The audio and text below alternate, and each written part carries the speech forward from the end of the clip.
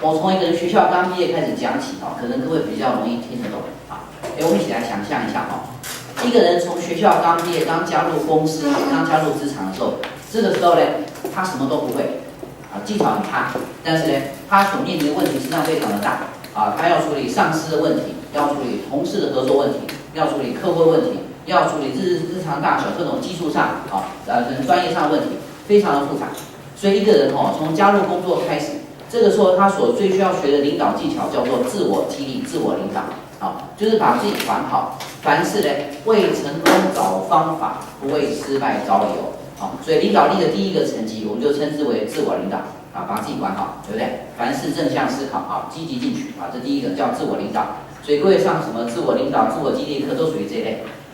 这个部分正向思考都属于这一类的课程那么当一个人自我激励做得相当不错自我领导已经做得很好了，我相信他的绩效应该也做得不错。这个时候呢，他很可能会被提拔起来，成为一个部门的小主管对不对？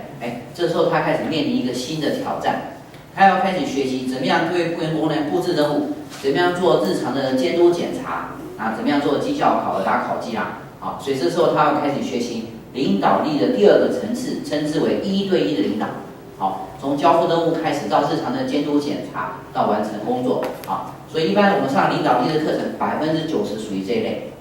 所以在1对1领导的层次里面，我们希望带到说它最高境界就是带人带心让部属愿意主动跟随。所以在1对1领导的架构下呢，我们希望一个员工之所以愿意听你的话并不是因为恐惧你职位上的权利，而是他相信你这个人愿意跟随你这个人我们一般领导力的课程实际上上是这一类，叫1对1的领导所以只要属于跟部1对1互动，都属于1对1领导这个层级。教练技巧也是属于这个层级都是1对1的部分，都在这一类这是1对1领导。所以等到一个主管呢，把1对1领导这个带得相当不错1对1领导学得很好了这个时候呢，这个不管他去哪个部门，后面一堆员工愿意跟他跑，这时候他绩效应该做得不错了，所以他很可能被提拔起来成为中高层的主管这时候他面临一个新的挑战第一个，你不管再怎么急，你绝对不可以越级指挥。所以如果各位在工作场合看到你很多公司，你的这个中阶的主管喜欢越级指挥那么十之八九他就要上这个课，他不知道怎么样带人，对不对？他第一个就不可以越级指挥。第二个人数开始增加了各位不要小看可能以前带5个人，现在带500个人，不要小看500个人一天见一个一年还见不完。500应该什么样的概念？非常的惊人500人数非常多就是工厂人数非常多。所以这时候他要开始学习领导力的第3个层级，就是团队领导。我们今天这个课，首先呢，先用第2单元团队观察的技巧，让学员去观察，学习观察团队。观察团队完之后干嘛呢？来填写这个单元，这个课程里面提供一个东西叫做团队发展阶段评量表。这是我花100多块美金去美国买的，所以它是这个有版权的，应该是每个人收费都要收100块了。不过我都以利不报，不然你要交我也帮你交没问题对不对？你自己决定了他应该是收还收每个赖40、100，但是美国都没有交了。你们要交我会乐于配我是跟你讲这是版权的东西我这样如果你想知道这个表格长，我给你看，它有32个题目你每个来勾选完之后来计算总分，就知道说你团队在哪个发展阶段机会比较高所以上这个第3单元的时候，会让学员我们介绍完团队发展阶段之后，会让学员先猜一下你团队在哪个阶段，完了之后再做个量表来比对一下他对团队的观察到底正确性怎么样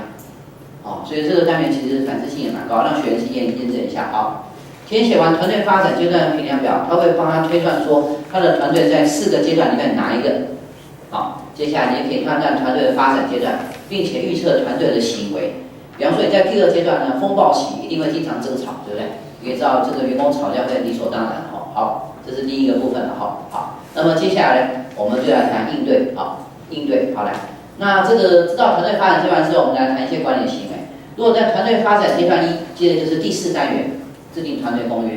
在发展阶段2，接着是第6单元团队的冲突管理；在发展阶段3，接着是第5单元团队的会议管理。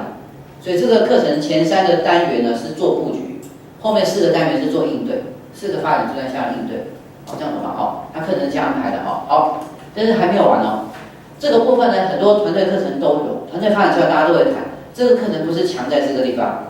它强在另外一个地方。我刚谈完团队发展阶段完之后呢，我可以填写另外一个量表，叫做团队绩效评量表啊，它也是32个问题，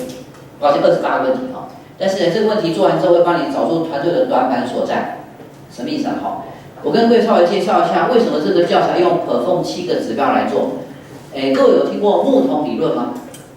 台湾比较少流行，大陆是很流行，叫木桶理论。木桶理论就是说，一个木桶，比方说有7个板子，如果你用任何一个板子比较低的话，这个水桶的水位就装不高。好，他们称之为短板，一个弱项。perform 7大指标效就像高绩效团队的7个板子一样，如果你有哪个指标特别低，会把整个团队的这个水桶的水位拉低，团队发展阶段就是比较低。好，大部分的团队课程只能让你推出团队发展阶段，但是知道又怎么样？你没有办法来加速。这个课程强在什么地方？我把团队发展阶段诊断完之后，我来看一个评量表，我可以把你团队7个指标的短板找出来。短板找出来之后，不断把短板往上拉，里面的水位就往上提升，绩效就上来，发展阶段一个往下走，好，它就可以加速团队的成长。